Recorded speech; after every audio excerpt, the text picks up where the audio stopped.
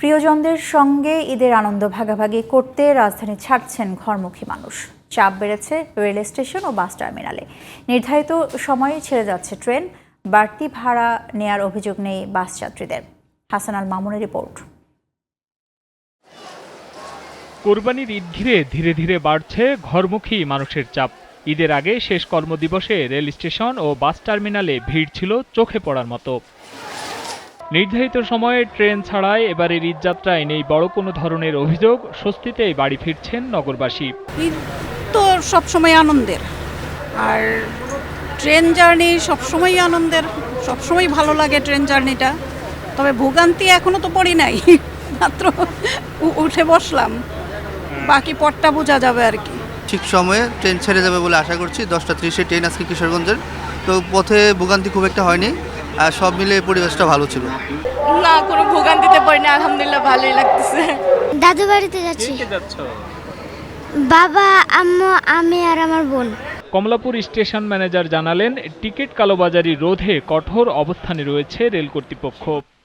আজকে ঈদযাত্রার 5ম দিন চলছে। সকাল থেকে আমাদের ইতিমধ্যে 21টা ট্রেন ঢাকা স্টেশন ছেড়ে যায়। এর মধ্যে শুধুমাত্র ঈদ স্পেশাল ট্রেনটা আজকে ফার্স্ট ডে ছিল। ইলেকট্রিক ডিআরএসের কারণে ট্রেনটা 30 মিনিট বিলম্বে অর্থাৎ 10টায় ছেড়ে গেছে।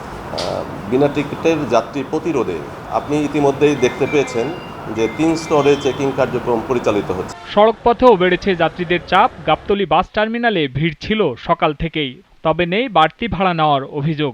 650 এবং 700 এমনই নিয়ত।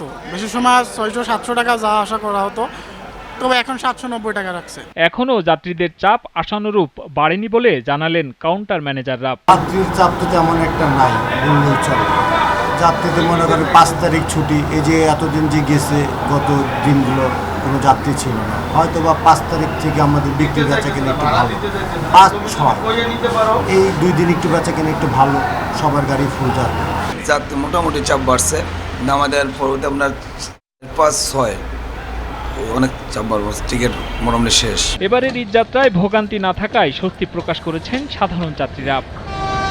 Hasan Al Mamun, GTV news, Dhaka.